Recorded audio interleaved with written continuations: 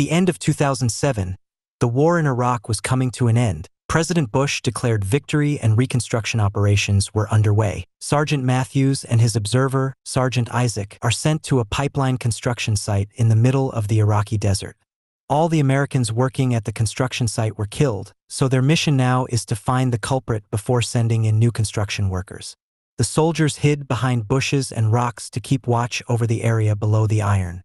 The weather was fine and 20 hours passed without incident. Matthew began to lose patience and began to think that there were no more Iraqi soldiers left, and judging by the bodies scattered around, this location must have been attacked by a leaving squad after completing the task. Isaac points out that there are no signs that a large group is moving in, and points out that all the workers were killed by headshots, which could be done by the legendary Iraqi professional sniper, known as Juba. However, Matthews believes that no one could kill that many people in less than 30 seconds. Finally, Matthews got tired of waiting and went down to take a closer look after asking Isaac to cover him.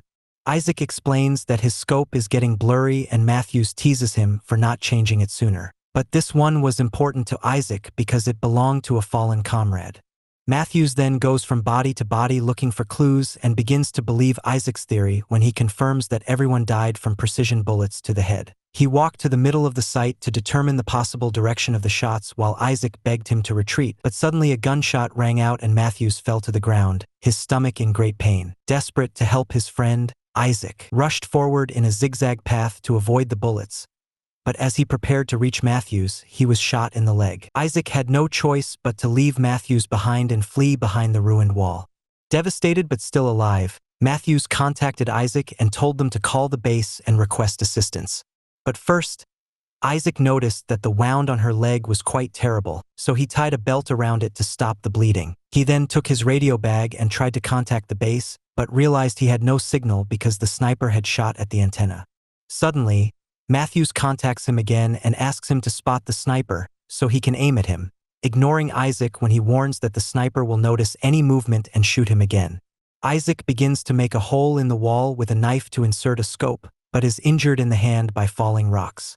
Matthews then attempts to retrieve his rifle but passes out from blood loss. Not wanting to end up like his friend, Isaac uses a knife to remove the bullet from his leg, which is an extremely painful process, and then bandages the wound before passing out. Sometime later, Isaac wakes up when he hears a strange noise coming from his headphones. It turns out to be an officer on base, and Isaac immediately begins reporting the situation and begging for medical supplies. However, he begins to become suspicious when the officer asks him a lot of strange questions and, more importantly, demands that he tell them his exact location or stand up and shoot into the air, pretending that it is where the helicopter will drop him. Isaac points out that this is against protocol and would put him in danger, and as he begins to pay more attention to the man's words, he gives in and realizes that his accent is not American. This is Sniper Juba, who hacked into radio frequencies to try to set a trap. Isaac doesn't like this and calls him, but instead of hanging up, Juba starts asking him questions, saying he wants to get to know Isaac better. Isaac tried the radio again, but it still didn't work. Juba insists on asking his stupid questions, and when Isaac refuses to answer, Juba threatens to shoot Matthews again, which is dangerous because he is most likely still alive. Isaac agreed to chat for a while and asked Juba to go first while he began mapping the location on Earth to calculate the bullet's trajectory and find the possible location of the gunman. Juba tells him that he is just an ordinary Iraqi citizen who wants to save his country and asks Isaac to tell him about his family, but Isaac points out that it is too personal. Isaac then mocks Juba's reasoning, saying that he is killing people who are actually trying to develop the country by bringing in schools, pipelines, and infrastructure that will boost the economy. This made Juba laugh, and he explained that the money earned here would then be sent back to the United States. As time passed, Juba continued to ask questions, but Isaac continued to refuse to say anything personal about himself, causing Juba to threaten to shoot Matthews again.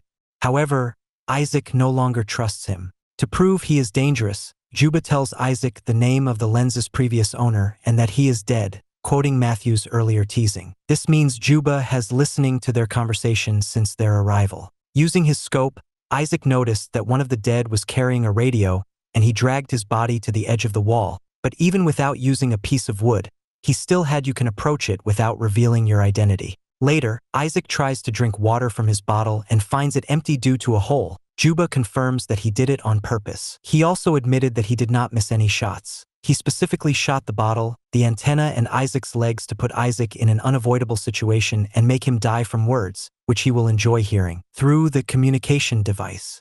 When Isaac found the bullet he had taken out of his leg, he took a closer look and started calculating Juba's weapon model by asking some sneaky questions. He also called Juba a terrorist, which made Juba laugh again as he pointed out that it was Americans who illegally entered foreign countries with weapons ready to kill. While Juba spoke, Isaac made some more calculations and looked through the telescope to finally come to the conclusion that Juba was hiding under a giant pile of trash. He's been in these harsh conditions for a long time, not to mention the scorching heat, which means this guy is truly a pro. However, Juba denied that he was a famous sniper and once again asserted that he was an ordinary Iraqi. Based on his voice, Isaac guessed that Juba must be a former United States Army officer who betrayed them, but Juba also dismissed him and explained that he only killed those who attacked him first. In return, Isaac recounted how he met his best friend as a child and how they joined the army, together as adults. Soon, dehydration and exhaustion began to take its toll on Isaac,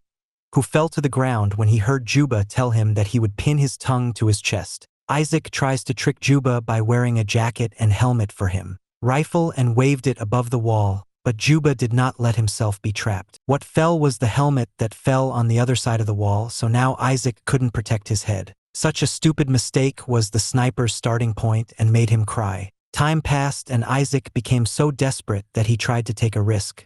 He runs towards a body lying on the ground and steals his bag and radio before running towards the wall, dodging all the bullets that Juba immediately throws at him. In the bag, Isaac finds water and candy which he immediately devours, but unfortunately the radio does not work either. Juba also punishes him for this risk by shooting at the wall and severely damaging his scope. Suddenly, Isaac hears a noise coming from his headphones and realizes that it is Matthews, who is still alive. Isaac yells out to tell him the location of the sniper, and Matthews immediately steps out onto a piece of metal to use to observe the pile of trash. As Matthews moves extremely slowly to retrieve his rifle, Isaac distracts the sniper by chattering, and he learns that Juba is a professor in Baghdad. When his student was killed in an American attack, he decided to take revenge. The wall that Isaac is hiding in is made up of the ruins of said school. Juba then questioned Isaac while he continued to wear the damaged scope, but when Isaac refused to answer, Juba threatened to shoot Matthews again. Desperate to save him, Isaac admits that he kept the telescope in memory of his old friend, who died because of a mistake Isaac made, and he still feels guilty. Meanwhile, Matthews placed his rifle and aimed blindly at the pile of trash, firing every bullet he had while Isaac also fired to pretend the noise was coming from him. As Matthews was preparing to reload his gun, Juba suddenly shot him, hitting him directly in the shoulder. Isaac asked Matthews to crawl towards him to find safety behind the wall, but unfortunately when Isaac approaches to help, Juba shoots Matthews in the head. Isaac watches his death and eventually breaks down, saying he wants to go home. Juba tells Isaac that if he really wanted to leave, he wouldn't have shot him, but Isaac remains skeptical. Juba then asks Isaac why he's still there when the war is over. Isaac pauses for a moment before answering that he's there because he's the one who killed his old friend. It turns out that he accidentally shot and killed his former sniper partner while trying to kill an enemy, and Isaac lied to everyone that his friend was killed by the villain. Suddenly, Isaac heard noise from the radio and hurriedly checked the signal, happy to hear the conversation going on. However, his joy was short-lived because if he heard voices, he couldn't send any messages because the radio was broken. To Isaac's surprise, Juba joins the conversation he overheard, and the man uses Isaac's name to ask for help. Isaac finally realizes that all this time Juba has been hacking into the American communication system, transforming himself into a soldier in need of help, luring rescue teams to the area and easily kill them with the element of surprise. Isaac tried to interrupt the conversation, but to no avail. Sometime later, Isaac woke up feeling pain when a crow pecked at the wound on his leg. Seeing that even the birds thought he was dead, Isaac decided to take a risk and retrieved Matthew's rifle with a string and a stick, then aimed it at the trash pile. At that moment, a helicopter arrives on the scene and reveals Isaac's location, not knowing that it is a trap. Wanting to save the incoming soldiers, Isaac pushed the wall, causing it to collapse, creating a curtain of dust that made it difficult for Juba to locate Isaac. Isaac started shooting at the pile of trash, not knowing if he hit the target or not. To find out, Isaac finally stood up from his position, and he was shocked to discover that Juba did not take this opportunity to fight back. This makes Isaac believe that he actually killed Juba. Soon after, the helicopter arrived and quickly took Isaac away on a stretcher, giving him immediate medical attention. Isaac tried to tell them about Juba, but we couldn't hear him over the sound of the helicopter taking off. Suddenly, Juba began firing at them, killing each medic before hitting the pilot. The helicopter descended rapidly and crashed to the ground, instantly killing Isaac and allowed Juba to keep his shirt. Technically, Isaac wasn't shot. Then Juba hacks into the USA lines again and pretends to be an American soldier to lure his next team. Thanks for watching, and don't forget to subscribe to our channel.